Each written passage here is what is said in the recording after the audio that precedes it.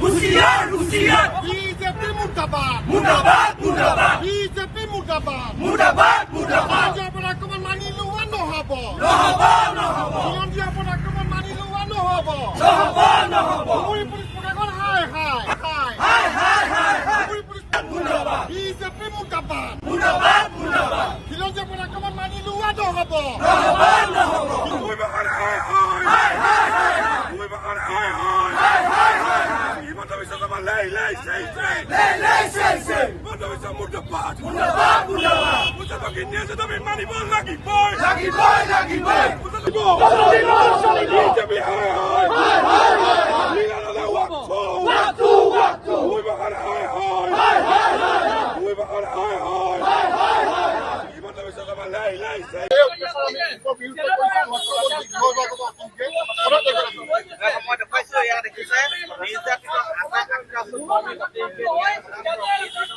হয়, সৰু কোচ ৰাজবংশী ছাত্ৰ সন্থাই কেন্দ্ৰীয়ভাৱে আমি ধুবুৰী জিলাৰ উদ্যোগত যোৱাকালি এটা যুৱ সমদল কাৰ্যসূচী বাহিৰ কৰিছিলোঁ। খুব শান্তিপূৰ্ণভাৱে যুৱ সমদল কাৰ্যসূচী চলি আছিলে, কিন্তু কিহৰ ক্ষোভত আমি নাজানো ধুবুৰী জিলা আৰক্ষী প্ৰশাসনৰ মুৰব্বী লীলাদলৰ নেতৃত্বত তেওঁলোকে আমাৰ কোচ ৰাজবংশী জনগোষ্ঠীৰ যি প্ৰতিবাদকাৰীসকল যে তেওঁলোকক বৰ্বৰভাৱে প্ৰহাৰ কৰা হৈছে, বৃদ্ধ বনিতাক তেওঁলোকে কঁকালত গুৰিয়াই দিছে, আমাৰ প্ৰতিবাদী কৰ্মীসকলৰ ওপৰত তেওঁলোকে বেটেৰে প্ৰহাৰ কৰি তেওঁলোকে মূৰ ফালি দিছে, সৰু সৰু বাচ্চাক দেৰিলৈকে দলিয়াইছে। এইবোৰ ভিডিঅ' ফুটেজ কিন্তু আমাৰ ওচৰত আছে।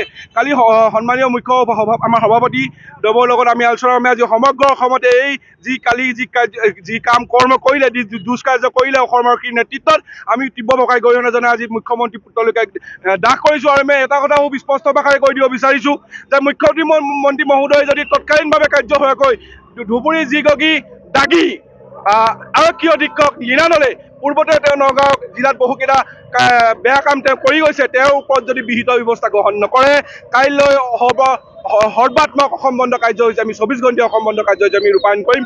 আৰু এটা কথা আপোনালোকৰ মাজে আমি ক'ব বিচাৰিছোঁ যে মুখ্যমন্ত্ৰী সিদিনা তেওঁ কৈছিলে যে অক্টোবৰ মাহত জনজাতিকৰণৰ প্ৰতিবেদন কেন্দ্ৰীয় চৰকাৰে প্ৰেৰণ কৰিব, কিন্তু যোৱাকালি তেওঁ প্ৰেছক সম্বোধন কৰি কৈছে যে নৱেম্বৰ মাহতে আচলতে তেওঁলোকে যিখন প্ৰতিবেদন আছে তেওঁলোকে প্ৰেৰণ কৰিব।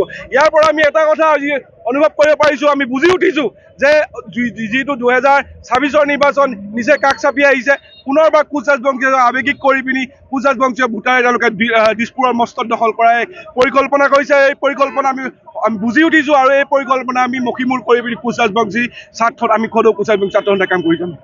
মই কৈছোঁৱেই যে